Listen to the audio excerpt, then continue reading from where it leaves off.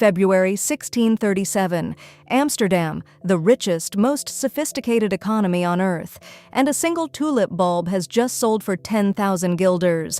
That's the price of a grand house on the city's finest canal. 10 years of a skilled craftsman's wages. For one flower bulb, blacksmiths and chimney sweeps were mortgaging their homes to buy tulips they would never even see bloom.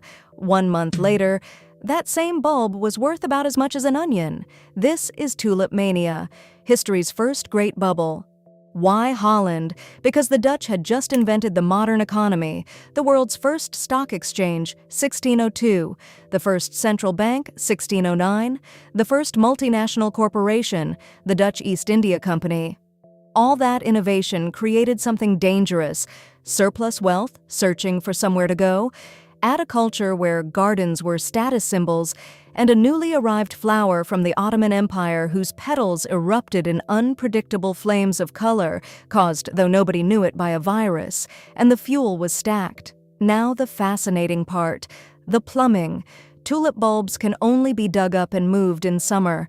For most of the year, you physically cannot deliver a tulip, so traders traded promises. Paper claims on bulbs still sleeping in the ground, the world's first futures market.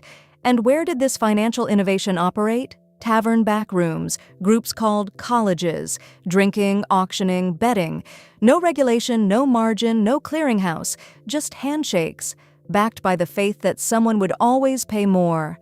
At the top of the market sat the Semper Augustus, white petals streaked with crimson flames, impossible to reproduce, a literal handful in existence, the rarest objects of their size on Earth.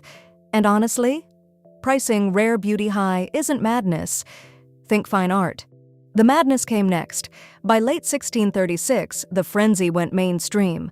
Weavers, bakers, farm hands, people with zero interest in flowers, began flipping tulip contracts. And the fatal innovation, trading common bulbs by the pound. Suddenly, you didn't need 10,000 guilders to play. Buy ordinary bulbs at 64, flip them at 128 next week. Speculation was democratized, which is always the bubble's final stage. Then came February 3rd, 1637, an auction in Haarlem. A standard lot of bulbs attracts no buyer at the asking price. That had never happened. Word travels. Next auction, lower, then lower. Within days, the entire market is in free fall. Bulbs worth thousands of guilders, unsellable at any price. The greater fools hadn't gradually thinned out. They simply ran out. All at once. Here's the surprising epilogue. Holland didn't collapse. Because most trades were tavern promises, not bank loans. When the market died, buyers simply refused to pay. The government eventually let contracts dissolve for a few % of face value. Paper dreams evaporated. The real economy barely blinked. A bubble built on promises burns less than one built on debt. A lesson 2008 would teach the hard way in reverse. And the pattern never retired. South Sea, 1720, railway stocks, Florida land.com, housing, crypto, meme stocks, a struggling retailer rocketing from $17 to $483 in 2 weeks, and today's AI gold rush.